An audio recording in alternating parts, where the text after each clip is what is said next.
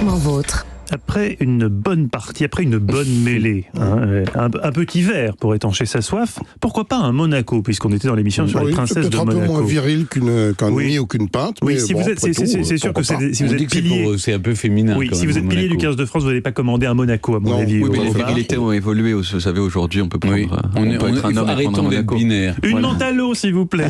On est fluide. Alors, Olivier, le Monaco, qu'est-ce que c'est et où est-ce que ça a été inventé? À Monaco, bien sûr. Non, pas du tout à Monaco. Alors, le Monaco, qu'est-ce que c'est? C'est un cocktail, et je vais dans un instant vous en donner la recette telle qu'elle a été figée. Mais avant, pour faire du Monaco, il faut de la bière. Et je voudrais qu'on remonte un tout petit peu, les amis, sur les traces de la bière. Vous disiez tout à l'heure, vous êtes belge, vous connaissez bien ça, mais en réalité, la bière n'est pas née du tout en Belgique. On est devenu une spécialité. Mais au nord de la France. Oh, la bière, c'est beaucoup, beaucoup plus vieux que ça. C'est 8000 ans avant Jésus-Christ. C'est la plus vieille boisson alcoolisée au monde. Mésopotamie. Et le premier peuple, écoutez-moi bien, le premier peuple qui va vraiment affiner les méthodes de brassage, les codifier, même les réglementer, ce sont les Égyptiens, figurez-vous. Ah oui. Ouais, les Égyptiens ont été les producteurs de bière bien avant les Européens. Les Européens vont la découvrir beaucoup, beaucoup plus tard, des milliers d'années plus tard, par les Grecs notamment. Et puis évidemment, à un moment autour de l'an 0, autour de Jésus-Christ, les Romains qui se sont installés ont apporté la vigne.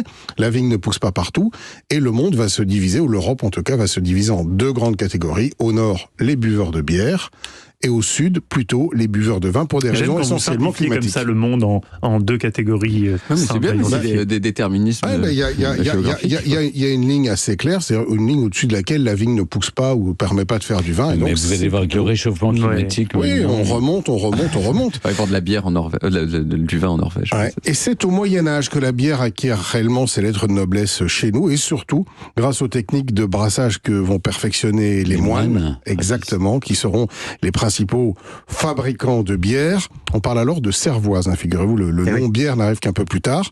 Alors d'artisanat, la fabrication de la bière devient industrielle dès le XVIIIe siècle, et durant le XXe siècle, figurez-vous que la consommation, notamment en France, va s'écrouler, notamment avec les guerres, avec l'envie de boire autre chose, notamment les sodas qui arrivent, qui font beaucoup de mal à la bière, le vin qui devient plus populaire. Il faut savoir qu'il y avait 2800 brasseries en 1910 en France, il n'y en avait plus qu'une vingtaine dans les années 70.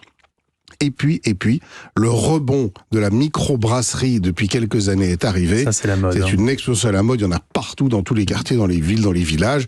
Il faut savoir qu'une microbrasserie, c'est une brasserie qui produit moins de 1000 hectolitres de bière par an. Eh bien, il y en avait 500 en 2013. Il y en a 1600 actuellement. Alors, le Monaco, qu'est-ce que c'est? C'est une association de bière. Vous ne savez toujours pas où c'est né? De limonade, bien sûr que je vais vous le dire. De limonade et de sirop de grenadine. C'est un Australien qui l'a inventé, figurez-vous. Et oui, il s'appelle George Booth, et il s'est inspiré d'un autre cocktail qui s'appelait le Snake Bite, qui était un mélange de bière et de cidre, un cocktail américain, exactement. Et le nom Monaco, en fait, c'est un terme qu'on n'utilise que chez nous, en France. Si vous demandez à Monaco en Australie, on vous le servira pas. Oui. Et c'est a priori une allusion aux couleurs du drapeau monégasque. Ah bon? Puisque quand il y a un lien avec Monaco quand même. Oui, limonade. La limonade, la bière, la limonade, la bière. C'est pas le seul drapeau blanc et rouge. Mais oui, on aurait pu prendre le Suisse, je sais. Le Suisse, mais on a pris le Monaco, voilà, parce qu'il était disponible peut-être, parce que ça nous allait bien. Donc en tout cas, ça s'appelle un Monaco. Alors pour faire un Monaco, c'est 15 centilitres de bière bien fraîche, de bière blonde, 5 centilitres de limonade, elle aussi bien fraîche, et 2 centilitres de sirop de grenadine. Alors on verse grenadine, limonade et bière par-dessus, et puis il n'y a plus qu'à servir. Très bien. On touille pas.